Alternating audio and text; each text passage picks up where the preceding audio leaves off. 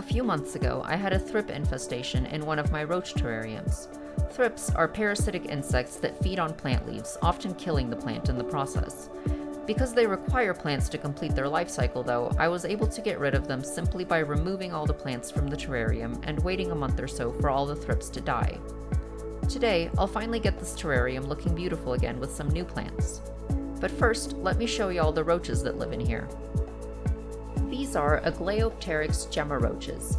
This is a very small species. Full-grown adults are less than 10 millimeters long, and newly hatched babies are absolutely tiny at about 1 millimeter. They have this really beautiful patterning on their heads and backs and extremely long antennae, which gives them a really graceful look. They are extremely fast when they want to be and excellent climbers, so a good lubricant barrier is absolutely necessary for any container you keep them in. Where these guys really shine, in my opinion, is their temperament. I have found that my Gemmas are very curious and even friendly when I interact with them. They climb onto my hands quite readily and have always been incredibly chill while hanging out there. This behavior is so different from all the other roach species I keep, and it's really endeared them to me and honestly made them my favorite species so far. Now, let's get back to the terrarium and start adding plants. First, we've got a Fittonia white.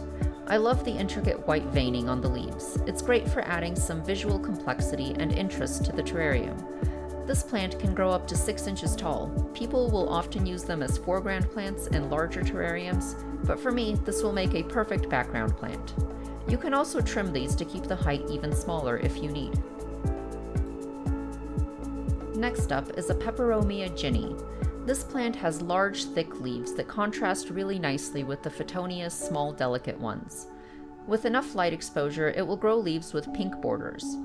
I don't know if my terrarium light will be bright enough for the pink to develop, but this light color around the edges is very pretty by itself. This Peperomia will grow up to 8 inches tall, so it will do well in the back of the lower level here. Last, I have another Peperomia. This variety is called Napoli Nights. This plant didn't do very well in shipping, so it is looking a little scraggly, but you can still see the silvery green leaves. They have a very soft satiny texture, and the darker green around the veins is a nice echo to the white veins on the Fittonia. Although Napoli Nights can get up to a foot tall, they can easily be trimmed to stay shorter, so this will make a great foreground plant.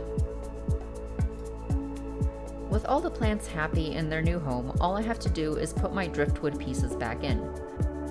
This is called dragon driftwood, and not only does it look really cool, but all the little holes and tunnels make perfect hiding places for tiny roaches.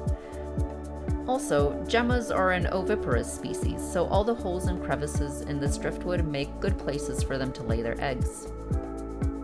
By the way, shout out to the Bio Dude. All these plants and the driftwood came from them, and I've been really happy with the quality of their product so far. And here it is, finished. After a few months of sitting around bare, just soil and driftwood, I'm so happy to see it looking vibrant and lush again, and I can't wait to see the plants grow and fill out the space.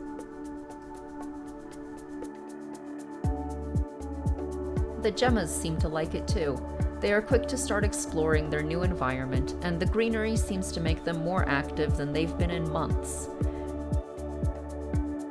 Gemmas are an arboreal, semi-tropical species, so they love spending time in wood and foliage. I don't know what's going on in their little heads, but I do think insects are capable of some form of happiness and contentment, and I hope that's what they're feeling as they snuggle down tonight among the leaves.